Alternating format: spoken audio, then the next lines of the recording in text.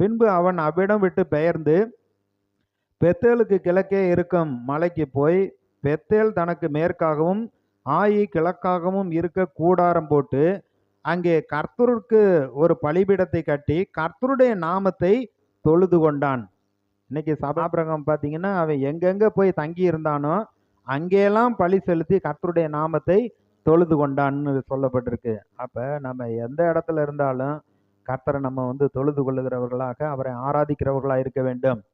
சங்கீதம் 2ல தாவீது சொல்றாரு, குமாரன் கோபம் கொள்ளாமலும் நீங்கள் வழியிலே அறியாமலும் இருக்கும்படிக்கு அவரை முத்தம் செய்யுங்கள், கொஞ்ச காலத்திலே அவருடைய கோபம் பற்றி எரியும். நாமத்தை பிரஸ்தாபப்படுத்துற எந்த ஸ்தானத்தில் நான் உங்களை ஆசீர்வதிப்பேங்கிறாரு. அப்ப நம்ம எந்த இடத்துல வேணாலும் நம்ம கர்த்தரை ஆராதிக்கலாம். ஏன்னா எங்கும் பிதாவை தொழுது கொள்ளும் காலம் வருகிறதுன்னு சொன்னாரு. அது இப்பொழுது வந்திருக்கிறது. பிதாவே தேவன் ஆவியா இருக்கிறார், தம்மை தொழுது கொள்ளுகிறவர்கள் இப்படிப்பட்டவர்களா இருக்கும்படி அவர் சொல்லி இருக்கிறார். ஆவியோடு உண்மையோடும் கர்த்தரை நம்ம தொழுது கொள்ள வேண்டும். அவன் பலி மகிமைப்படுத்தி ஸ்தோத்தரித்து கனப்படுத்தி கர்த்தரை நம்ம தொழுது கொள்ளுகிறவர்களா இருக்க வேண்டும். அவரை கனம் பண்றவர்களா இருக்க வேண்டும்.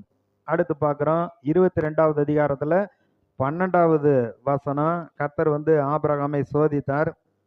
தன்னுடைய குமாரனை கொடுங்கிறப்ப அவன் உடனே கீழ்ப்படிந்து அவன் தன்னுடைய குமாரனை கர்த்தருக்கு பலியிட கையை காலெல்லாம் கட்டி விறகு மேல வைத்து கத்தியை ஓங்கிட்டான் வெட்டுறதுக்கு.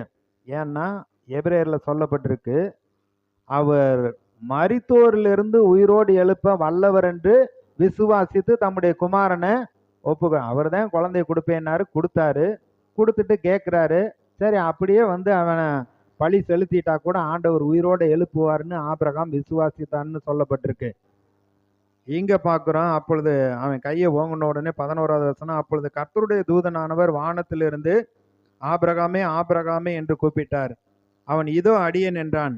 அப்பொழுது அவர், பிள்ளையாண்டன் மேல் உன் கையை போடாதே, அவனுக்கு ஒன்றும் செய்யாதே, நீ அவனை உன் புத்திரன் என்றும் உன் ஏக சுதன் என்றும் பாராமல் எனக்காக ஒப்பு கொடுத்தபடியினால் நீ தேவனுக்கு பயப்படுகிறவன் என்று இப்பொழுது அறிந்திருக்கிறேன்.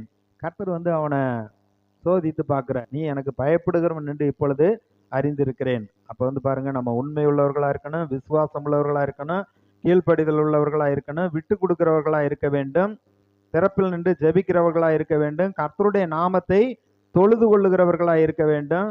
அடுத்து அவருக்கு பயப்படுதல்.